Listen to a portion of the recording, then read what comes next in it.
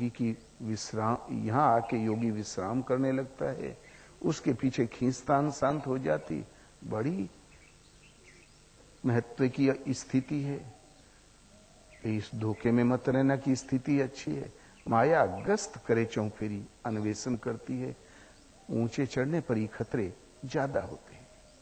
सिंगी की भिंगी कर डारी, पारा सर के उधर बिदार, रमैया की दुल्हन लूटल बाजार। ऊंचाई पर पहुंचने पर खतरे ज्यादा होते हैं, वहीं परीक्षाएं आती हैं। अंत में कहते हैं, या पद का जो अर्थ विचारे, कहे कबीर वेदास हमारे। इस पद में जो बताई हुई विशेषताएं हैं, दीवानों के देश की चाल, संत सदा उपदेश बतावें, संतों से उपदेश, आकाश से शब्द की जागृति, अभ्यास इतना उन्नत कि मन एकदम शांत सुखपूर्वक प्रवाहित, न भला उद्वेग न बुरा, फिर भी सचेता अवस्था, सदा जागरूक सावधान। इस पद में जो स्थितियां बताई गई है उन पर, इस पद का जो अर्थ विचारे, इसमें इस पद में बताई हुई अवस्थाओं में पर जो विचार करे, विचार करके जो चले, कहे कबीर वे दास हमारे। कबीर कहता हूं मेरे दास हैं, वो सच्चे मेरे साधक हैं, वही शिष्य हैं। वो तो शिष्य हैं, लेकिन हम लोग क्या करें जो इतने लोग बैठे हैं। को नाम का व्यवहारी मिली हो तुम, चलो दीवाने देश। कोई भी कहीं जन्मा हो, कुछ भी करता हो, केवल नाम का व्यवहारी मिलो, वो निश्चित पा जाएगा। ईश्वर पथ में प्रवेश काल में नाम, पूर्ति पर्यंत नाम रिजल्ट दे के ही शांत होता है। इसलिए ठाड़ा बेड़ा पड़ा उताना, नाम जपे सो परम सयाना। जपे हूं पवन सुत पावन नामो, अपने बस करी राख्यूं रामो। हनुमान कोई कुलीन नहीं, हनुमान के अंदर ये हनुमानपना पावन नाम के प्रभाव से। ध्रुव से गलानी जपेऊं हरि नाऊं, पायऊं अचले अनुपम ठाऊं। ध्रुव ने बड़ी गलानी से मां ने झिड़क दिया था, दुखी होके नाम जपना शुरू किया, अचल और अविनाशी पद प्राप्त कर लिया। इसलिए कोई क्यों न हो, माताएं हो, पुरुष हो, भारत के हो, देश परलोक के हो, किसी विदेश के हो, मानव एक इकाई है। ये मानव दुर्लभ तन है। यदि दुर्लभ तन प्राप्त करके कोई भी इस नाम के व्यवहार में आ जाए और फिर मुझे मिल जाए, तो वो भी साधना जागृत हो जाएगी। जो संत उपदेश करते वो जागृति आ जाएगी। और जहां मन अर्पण करते बना तो शब्द जागृत हो जाएगा। अपौरुषेय वाणी उतर आएगी और मार्गदर्शन करने लगेगी। और बंकनाल की सुध में श्वास में सूरत जहां स्थिर हुई तो सुखमन सहज सावधान है, वो प्राप्ति कर लेता है। इसलिए हर परिस्थिति में श्वास श्वास पर राम कहो, वृथा श्वास जनि खोय। न जाने यही श्वास का आवन हो या न होय। चलते फिरते, उठते बैठते, सोते जागते, हर परिस्थिति में खुरपी चलाते, पानी पीते, दुकानदारी करते, भला करो बुरा करो, हर परिस्थिति में इस स्मरण बना रहे, श्रद्धा और समर्पण के साथ नाम याद आया करे। सोने में सुहागा है। कभी कभी बहुत समय तक दाह पीछा करता है मनुष्य का। एक बहुत बड़े अच्छे विद्वान थे पंडित जी, धनवान, नीतिवान, गुणवान, 50 गांव में जजमानी, 24 घंटे में करीब 12 घंटे तो बैठ के मालाही फेरा करें, कर्मकांड की विधि पूरी किया करें। जब देखो तो भजन में बैठे मिले। ठीक उन्हीं के बाजू में एक पतुरिया का घर था, 3 मंजिला।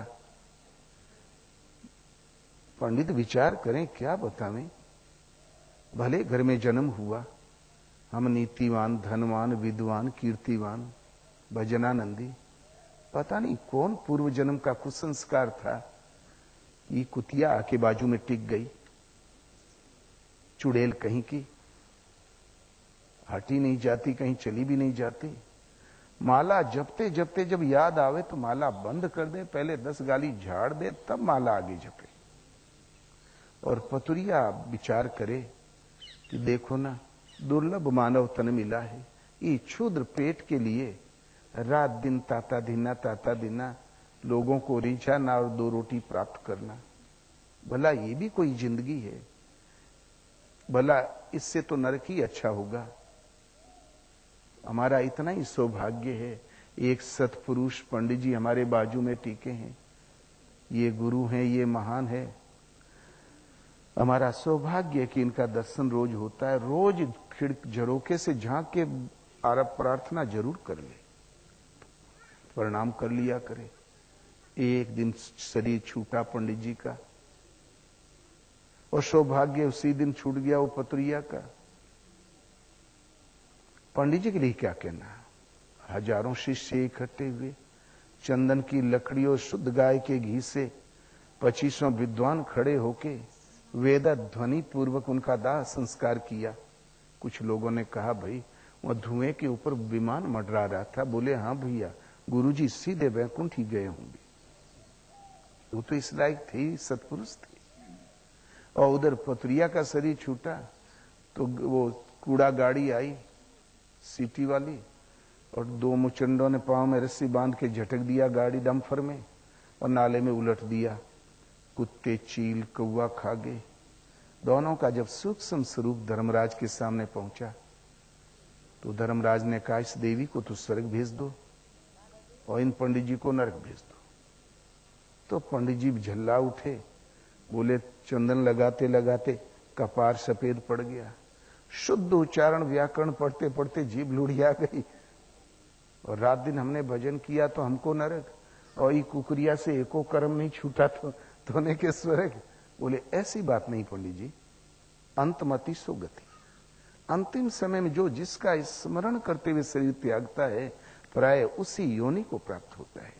तो अंतिम समय में बस आपके कंठ पर एक ही स्वर था, ये कुतिया कहां से आके टिक गई, चुड़ैल मरो नहीं जाती, चली नहीं जाती, और अंतिम समय में इसके कंठ पर हमारे कान शब्द में सुनने में आया है।